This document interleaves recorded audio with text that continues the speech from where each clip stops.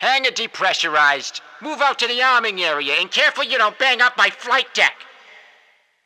I would recommend lowering our equipment overhead to increase our potential profits, but that goes against my firm belief in overwhelming firepower. Sorry about this. Sometimes I get a little tickle in my throat. Let's go. A bounty's been posted, and every privateer tugboat in the sector's looking for a piece of the action. Come on, let's get you geared up. I can hear the comm chatter from the other crews, and there's no way those mooks are gonna beat us to the fight. There's the CRYPTARK. Due to target saturation, I'm just gonna go ahead and remove the heat locks on all your weapons. You'll be fine, probably. You see the size of these things? Just give me a moment. I got the feeling my poor suit ain't coming back from this. Barrels worn out, armor melted through, servos stripped down? Gah, I'm gonna need to grow another pair of arms to keep up with these refits. Hey, we got a few wins under our belt now, but don't get sloppy. These upcoming ships will need a good whack to open up. Pioneer suit is fed, fueled, and ready to frag. No funny business now, and you have her back home before 11. I'm pretty sure I used enough tape, but just keep an eye on the starboard compression jack. It might pop off if you pull too many G's. Pre-flight is green, rack manacles unlocked, ammunition cassettes are up and spinning. Whenever you're ready, Slowpoke. Hey, look at that sucker pump! The CRYPTARK core is trashed, and my suit made it out in one piece, too! Listen, this domino projector will let you operate multiple suits at once, but they're sympathetically linked. Armor and ammunition are shared between the two. If one gets trashed, you both go down in flames, right? Simple quantum physics. Check, check. You hear me in there? Sometimes the neural splitting makes pilots a little bit fuzzy. Hey, I ramped up your telejection matrix for these extended ranges, but I haven't tested it much. If it only gets you halfway back, I apologize in advance. Those shunt engines will be getting a good workout. After you pop a security core, you'll be able to siphon out enough juice to jump to the next ship in the fleet. Your armament pod should have made contact with the derelict fleet by now. We just rerouted most of these from the supply chain, so I'm not really sure what's in them. Right, let's go down the checklist here and make sure you didn't knock any screws loose on the trip over. Look, whatever happens out there, just don't let them take you alive, okay? We found a few more of those dead lobster fellas that came here before us. Except these ones are drilled full of alien cybernetics and riddled with experimental vivisections. Real scary part is, they're not even that old. A few decades, tops. One of your weapons is out of ammo! There should be some supply pods we launched earlier kicking around the ship. You can re-arm at one of them. Yeah, I noticed every time you come back from a mission, you're shot full of holes. Maybe try out this new cloaking field and save me some trouble with the welding, huh? We got our hands on some EMP weaponry. This gear will scramble those critters good. Check. Now spit out a few grenades. Make sure the feed hasn't gummed up again. Good. Finally, fire up that shield generator. I'd rather you burn out the power cell than bring my suit back with holes in it. Keep an eye out for these alien terminals. In exchange for their data banks, our benefactors will be providing us with new equipment licenses for better weapons and gear. They're also licensing us some serious military gear for these advanced data terminals. I guess they expect us to give all these toys back when we're done here. Hey, look at this. We got our mitts on some new equipment licenses. Plug it in the loadout rig here, and I'll get you all geared up, sonny.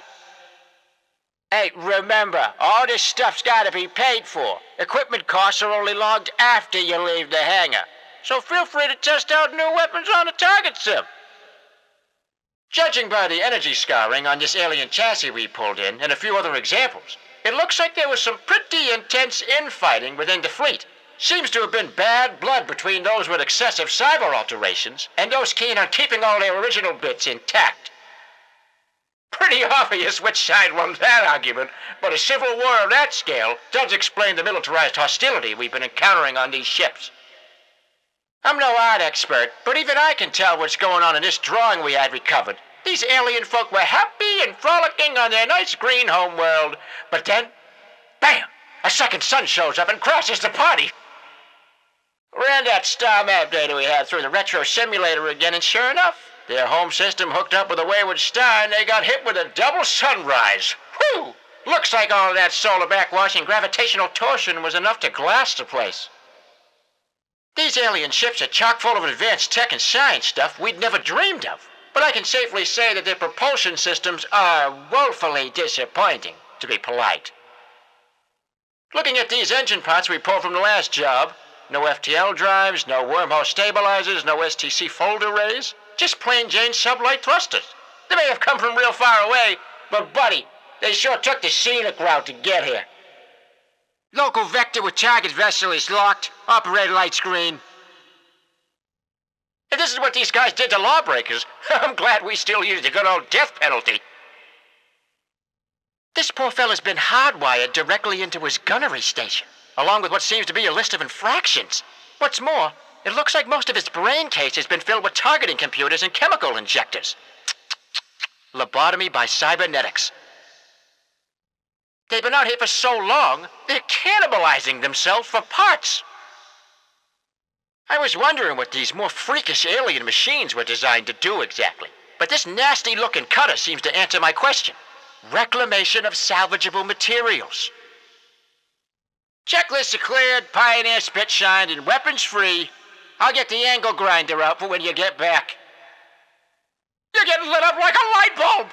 Activate one of those repair kits, or get to a repair pod and patch up my suit.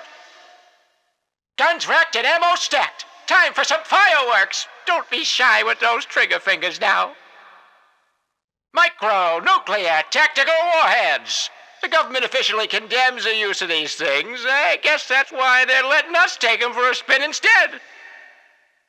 The contractors have opened up a few new weapon licenses in exchange for recovered data terminals. We'll need this heavier ordnance moving forward.